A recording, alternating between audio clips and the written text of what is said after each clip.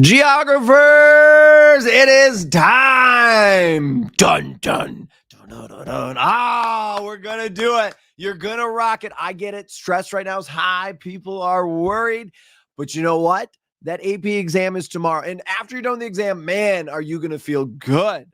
So tonight, what we're going to do is kind of two-part stream. The first part is we're going to talk about some FRQs. I'm going to talk about task verbs, some things you can look at there. The second one that'll be at like 7:30 is going to be me taking a practice test. And what I'm going to do is just kind of go through the test, answer things, and also kind of explain my thought process. So hopefully you can use some of these tips to help you out. We're not doing a Kahoot tonight or anything. What we're doing instead is focusing now on some testing strategies, things of this test. So woo! We are in this end game. We're going to do great. And a big thing, don't panic. You've got this. We're in the home stretch. You've put all this work in all year. You've been doing all the studying. Even if you started studying maybe a little late, you're going to do great. We got to have confidence. Right now, it's time to focus. So I can already see a bunch of people saying, hey, every teacher uses that picture of the girl. I know. It's a common one. I see some shout outs. I'm going to right now really just focus on providing the content. I'm not going to be going into the chat too much. So first thing we're going to do is talk about what we need to have for tomorrow. So definitely make sure you got number 2 pencil. You want some number 2 pencils there. I would honestly bring more than just one number 2 pencil. I bring a couple. I don't like it when my pencil gets dull, so it helps to have a couple there. Make sure you have an eraser. That's going to be for the multiple choice. For that free response part, you want a black ink pen, a blue ink pen, or any dark ink pen really works.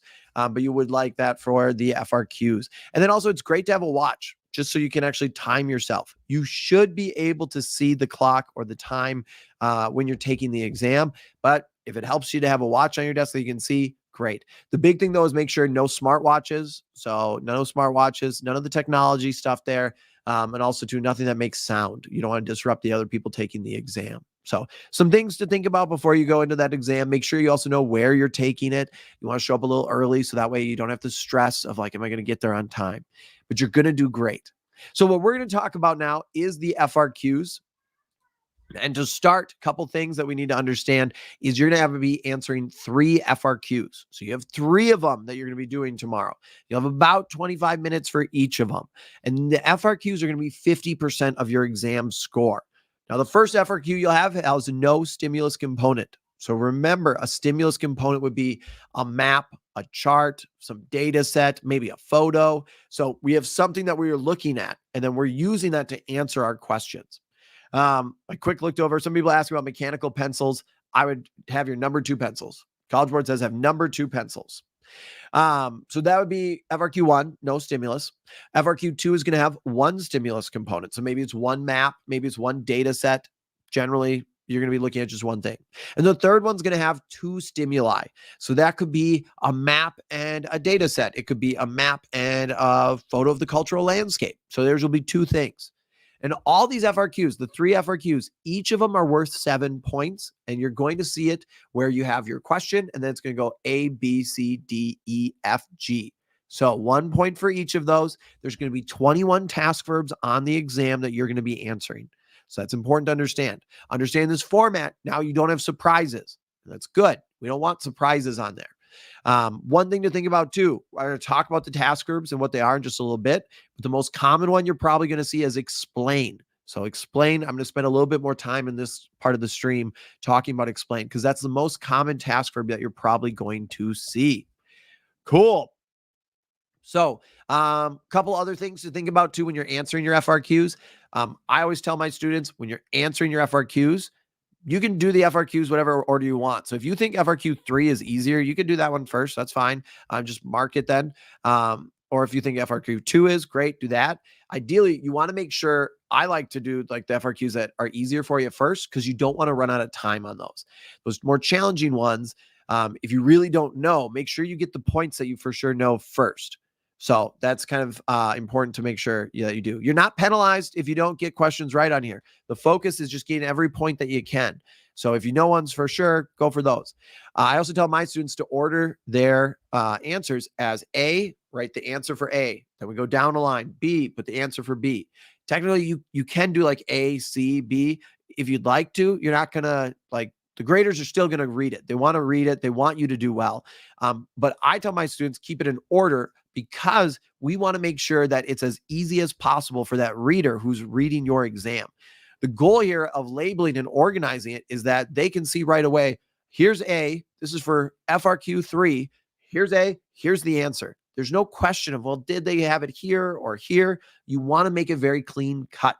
Don't worry about spelling or grammar. Obviously, you have to make it so they can understand what you're saying. So that's important. If your spelling is like terrible and you have no idea what's going on, that's an issue. But the people reading your exam, the graders, they want you to do well. They're rooting for you. So we want to make sure, though, it's as easy as possible for to figure out exactly what they're looking at.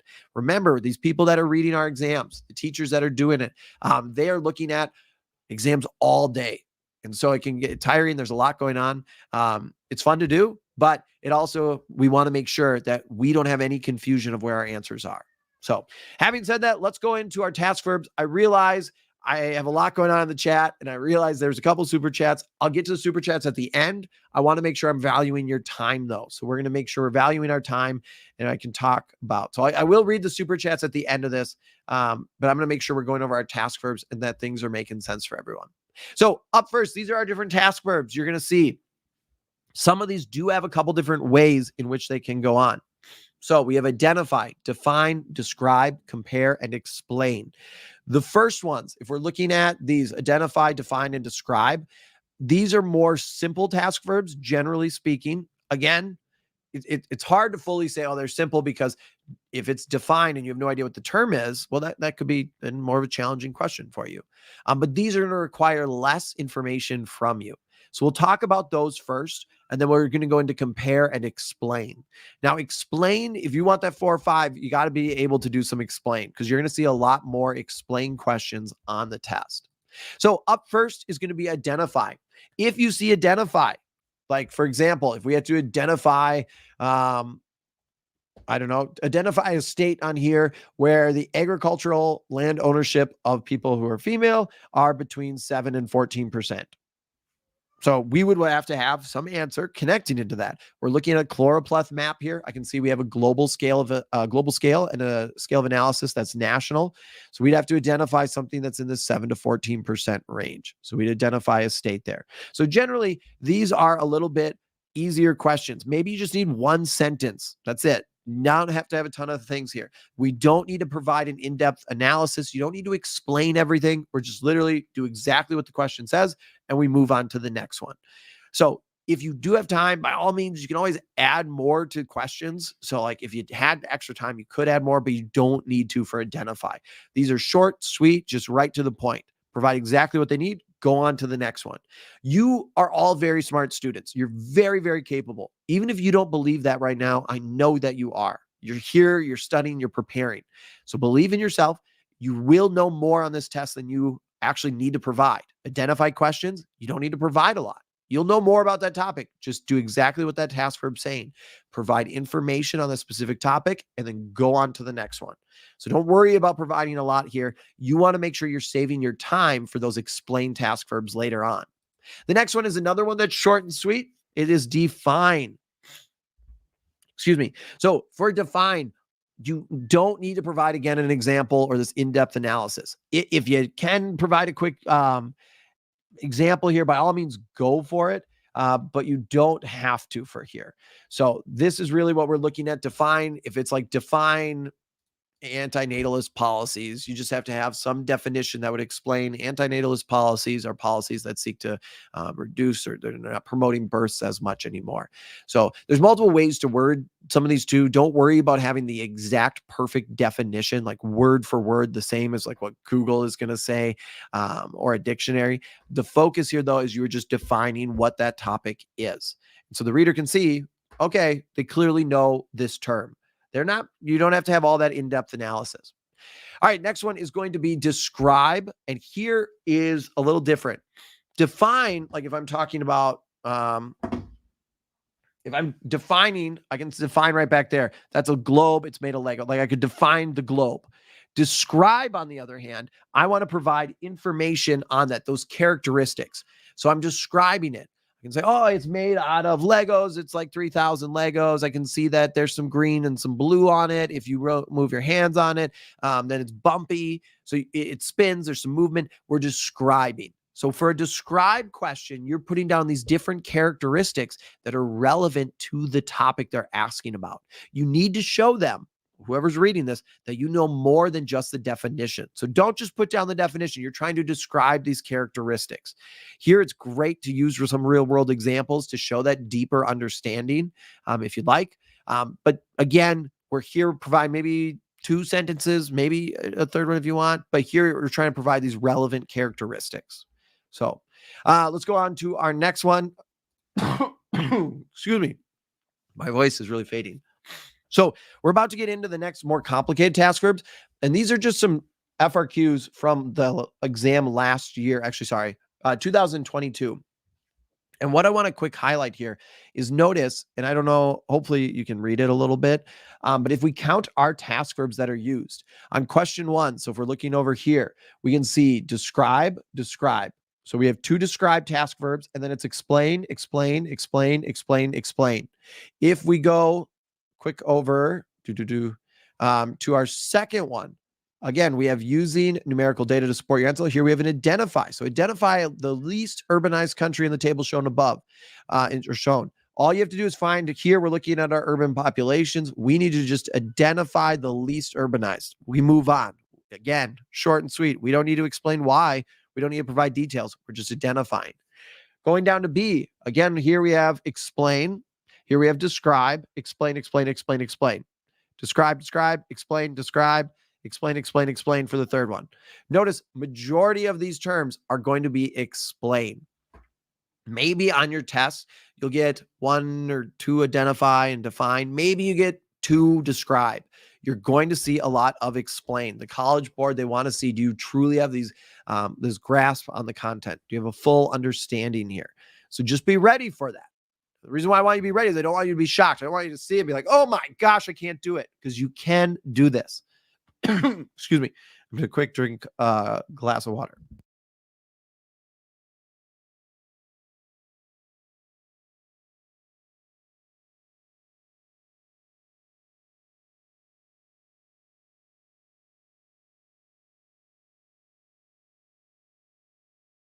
Okay, I just looked at chat. I apologize that it's too small. If you go, just type in previously released FRQs, you can then see like 2023, 2022.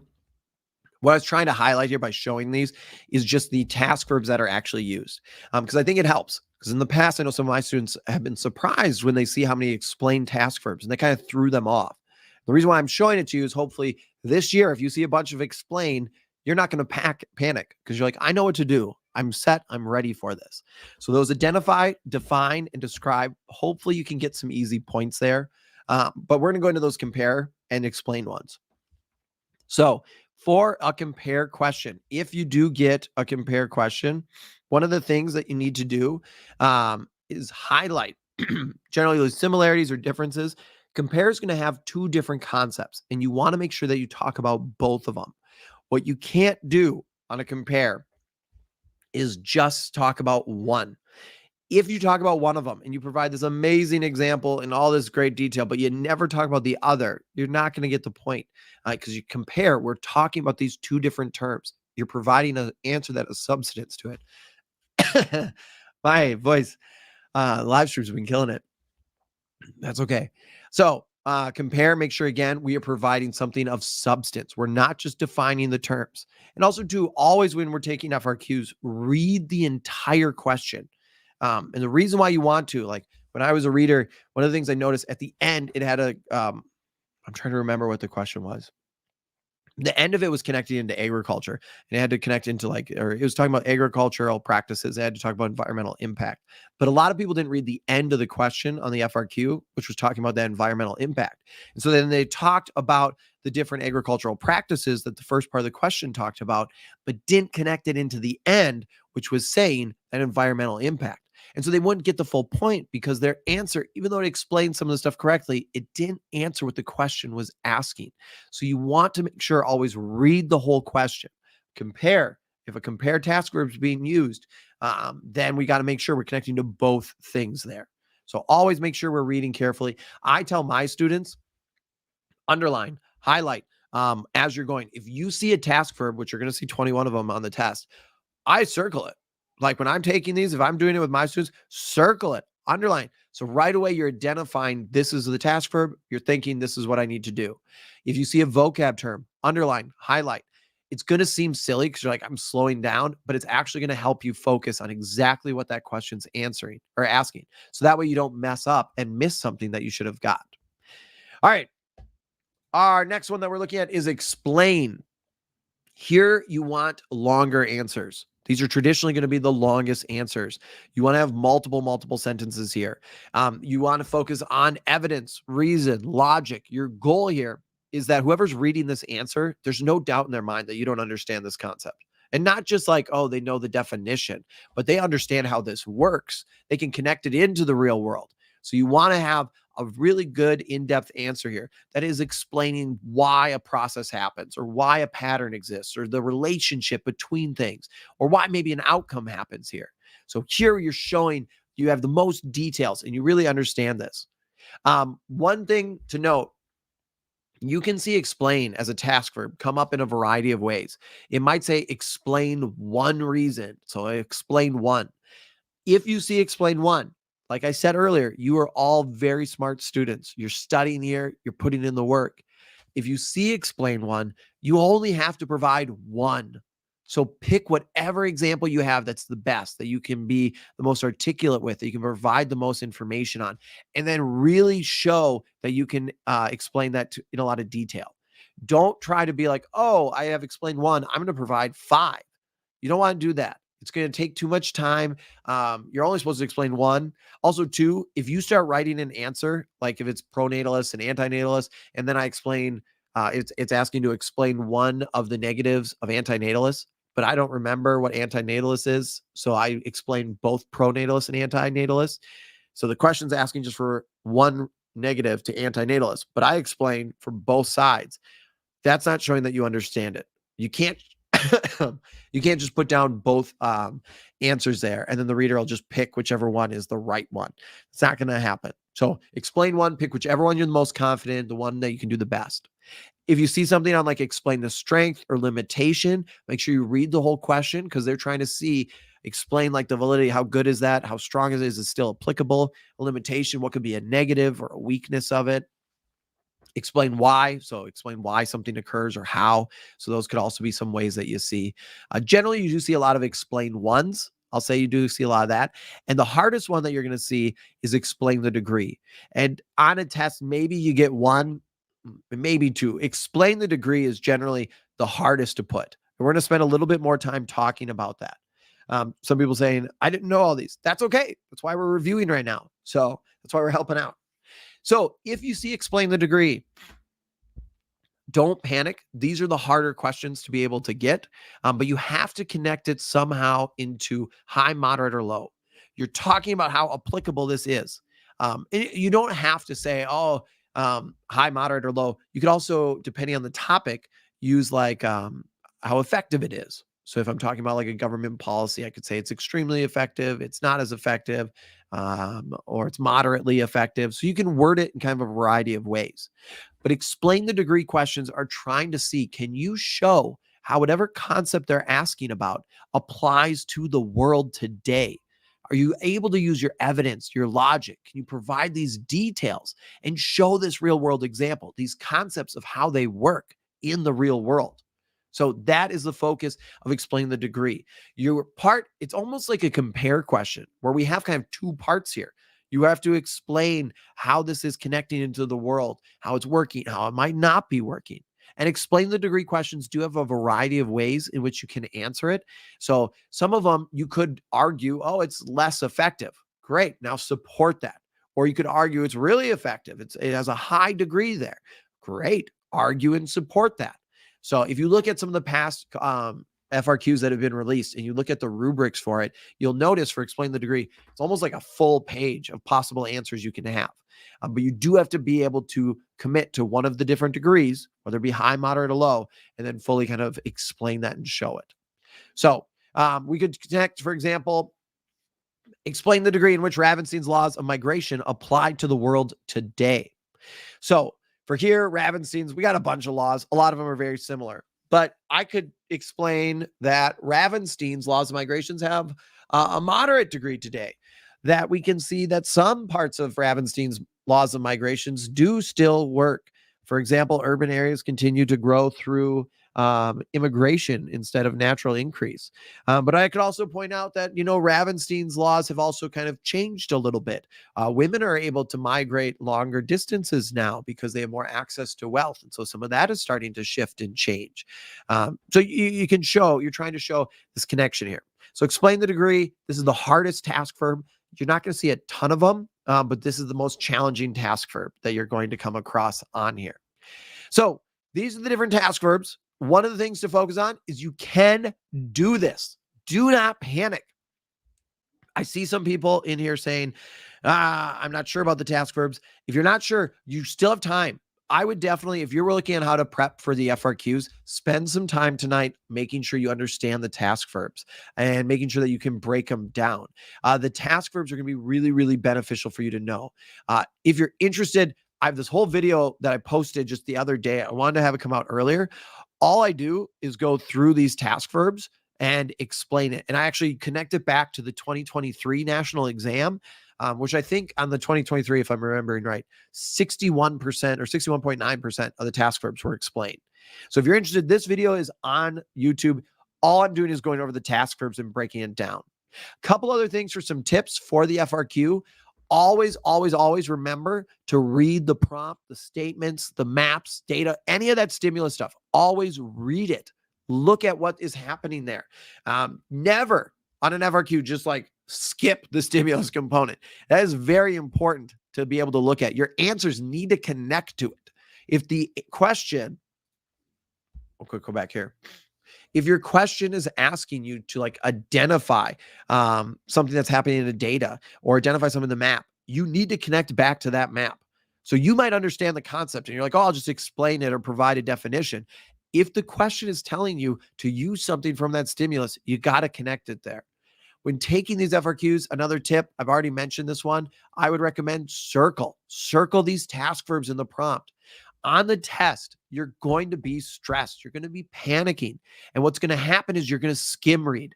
And that's not in your best interest, because when we skim, our mind's going to fill things in. And all of a sudden, you're going to miss some key details. And so circling and underlining and highlighting things, that is going to slow your mind down a little bit.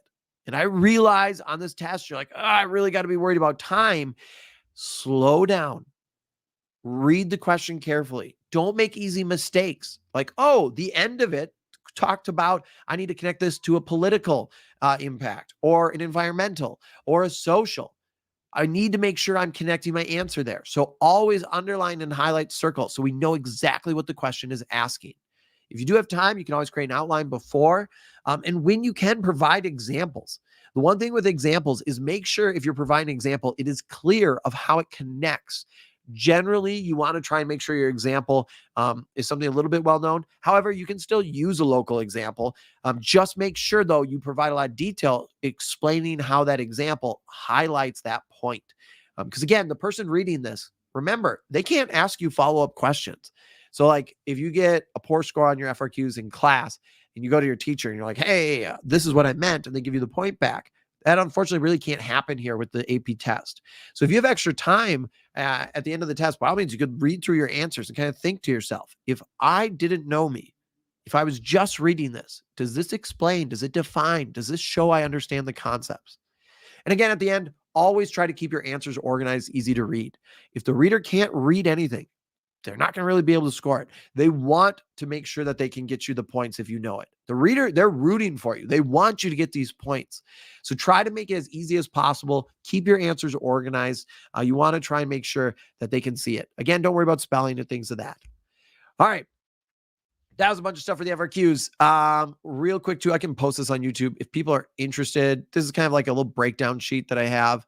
So if you want, you can check this out. It goes into some more of the verbs. But again, if you're trying to find stuff for the FRQs and like that task groups, that video's great. It goes into all the different topics there and connects into the 2023 not CED, 2023 FRQ test. Cool. All right. We got a ton of different people. Yes, I will post it. I'll post it on YouTube. I'll like post the link, or it'll be in the Discord server. I'll do it both. So if you want, we got a lot of people in here. What we're going to do in a couple of minutes is we're going to be shifting over, and I'm going to take a practice multiple choice test. So this was all just focused on FRQs. Next part is going to be multiple choice. I realized I missed a couple super chats, so I'll quick go through those, and then I'm going to shift over. We have a shout out from, just please shout me out. It looks like the sloth. I'm not going to say your name though, unfortunately, just because, yeah. You probably know why I'm not going to say your name. From Dude McDermotton, shout out to Miss Reese, the GOAT AP Human Geography teacher. Shout out to Miss Reese. Shout out to Mr. Murray in Jordan High School. Shout out to Mr. Murray. Shout out to Mr. Skinner. Shout out there. Another one saying, love from Minnesota. Hey, Minnesota, what a great state. You're the GOAT. Thank you for all you do in these reviews. Let's ace this test. Yes, let's ace this test, everybody. Shout out to the Toothster and fifth period hug. So AP Hug Nation. Yes. Is 54 out of 60 on the 2020 test, a 4 or 5 if I have good FRQs. Can you also explain more about situation factors? Remember, situation is going to be more relative, so it's these connections there. Site factors, it's going to be absolute. It's the things that are located there. Right now, honestly, don't worry about the curve or like what if I get this score, does that equal this? What we got to do right now is just focus on doing the best we can. Focus on studying, focus on prepping. The scores, we'll deal with that later on. Right now, let's just make sure we're locked in and studying what's going to help us the most. Shout out again from Mr. T to all of his wonderful students. Good luck, Hempstead High School, AP Hug students, and all the others taking the exam tomorrow. You've got this. Keep a positive mindset. Mr. T, if you're still watching, definitely send me an email. I'd love to connect with you more. So, yes. Yes. All right. There's a couple others. I'm going to have to then switch over, though. What do we got here? Go Startel Sabres. Go Startel Tabor. Wow. Sabres. The Sabres. Go Sabres. Cool. I'm going to wrap up because we're about to start that other live stream. So if you're interested, check out the next live stream. We're going to be going over some multiple choice now. You've got this, geographers. Keep up the good work. Woo! You can